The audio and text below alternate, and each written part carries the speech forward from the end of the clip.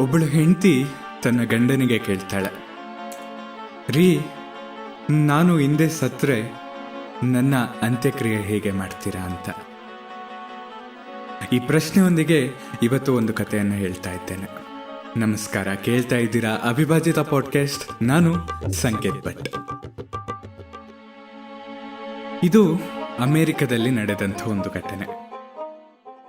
ಆ ಗಂಡ ಹೆಂಡತಿ ಇಬ್ರು ಪ್ರೀತಿಸಿ ಮದುವೆ ಆಗಿರ್ತಾರೆ. ಈಗಾಗಲೇ ಒಂದು 20 ವರ್ಷಗಳ ಕಾಲ ಹೇಗೋ ಗಂಡ ಹೆಂಡತಿ ಜೀವನವನ್ನ ನಡೆಸ್ಕೊಂಡು ಬಂದಿರ್ತಾರೆ.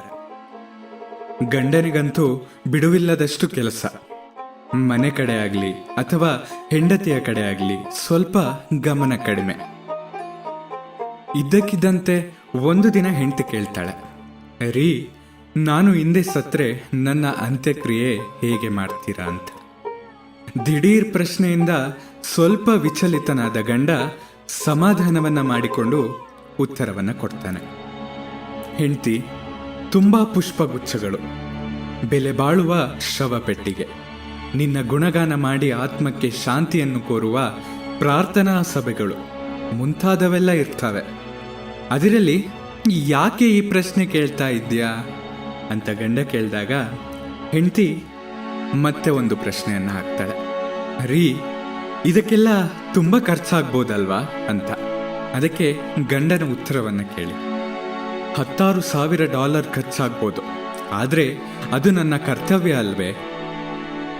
ಹೆಂಡತಿ ಈಗ ಹೇಳ್ತಾಳೆ, ನಾನು ಸತ್ತ ಮೇಲೆ ನೀವು ಕೊಡುವ $1,000 ಬೆಲೆ ಬಾಳುವ ಪುಷ್ಪಗುಚ್ಛಗಳನ್ನು ನಾನು ನೋಡಲಾಗುವುದಿಲ್ಲ, ಗುಣಗಾನದ ಮಾತುಗಳನ್ನು ನಾನು ಕೇಳಲಾಗುವುದಿಲ್ಲ.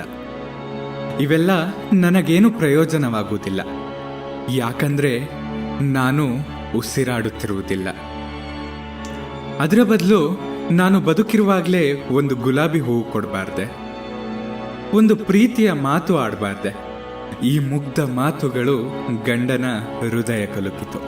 ಅಂದಿನಿಂದ ಅವರ ಜೀವನ ಶೈಲಿಯೇ ಬದಲಾಯಿತು. ನಾನು ಬದುಕಿರುವಾಗಲೇ ಒಂದು ಗುಲಾಬಿ ಕೊಡಬಾರ್ದೆ, ಒಂದು ಪ್ರೀತಿಯ ಮಾತು ಆಡಬಾರ್ದೆ ಎಂಬ ಪ್ರಶ್ನೆ ಬರೀ ಅಮೆರಿಕದಲ್ಲಿ ಮಾತ್ರ ಕೇಳ್ತಾ ಇಲ್ಲ. ನಮ್ಮ ದೇಶದಲ್ಲಿ, ಊರಿನಲ್ಲಿ, ಮನೆಯಲ್ಲೇ ಇಂತಹ ಹಲವಾರು ಪ್ರಶ್ನೆಗಳು ಕೇಳಿ ಬರ್ತವೆ. ಆದರೆ ನಮಗೆ ಕೇಳಿಸದೆ ಹೋಗಿರ್ಬೋದು.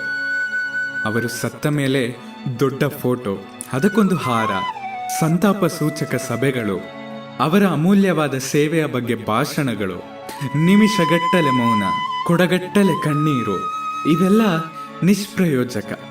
ಯಾಕಂದ್ರೆ ನಿರ್ಜೀವವಾಗಿರುವ ಆ ದೇಹಕ್ಕೆ ಇದೆಲ್ಲ ಯಾವುದು ಕೂಡ ಅರಿವಾಗುವುದಿಲ್ಲ. ಅವರ ಕಣ್ಣುಗಳಿಗೆ ಹೂಗಳನ್ನು ನೋಡಿ ಆನಂದಿಸುವ ಶಕ್ತಿ ಇರುವಾಗಲೇ ಯಾಕೆ ಹೂ ಕೊಡಬಾರ್ದು? ಅವರ ಕಿವಿಗಳಿಗೆ ಅವರ ಬಗ್ಗೆ ಆಡುವ ಒಳ್ಳೆಯ ಮಾತುಗಳನ್ನು ಕೇಳಿ ಆನಂದಿಸುವ ಶಕ್ತಿ ಇರುವಾಗ ಯಾಕೆ ಆಡಬಾರ್ದು? ಇದು ನಾವು ಅವರಿಗೆ ತೀರಿಸಬೇಕಾದ ಸಾಲ. ಸತ್ತ ಮೇಲಲ್ಲ, ಬದುಕಿದ್ದಾಗ. ಸತ್ತ ಮೇಲೆ ಹಾಕುವುದು ಪಿಂಡ, ಅದು ದಂಡ. ನಿಮ್ಮ ಪ್ರೀತಿ ಪ್ರೋತ್ಸಾಹ ಸದಾ ಹೀಗೆ ನನ್ನ ಮೇಲೆ ಇರಲಿ. ನಿಮ್ಮ ಅನಿಸಿಕೆಗಳನ್ನು ನನ್ನ ಬಳಿ ಹಂಚಿಕೊಳ್ಳಿ. ಸದಾ ಕೇಳ್ತಾ ಇರಿ ಅವಿಭಾಜಿತ ಪಾಡ್ಕಾಸ್ಟ್. ನಾನು ಸಂಕೇತ್ ಭಟ್. ಧನ್ಯವಾದಗಳು.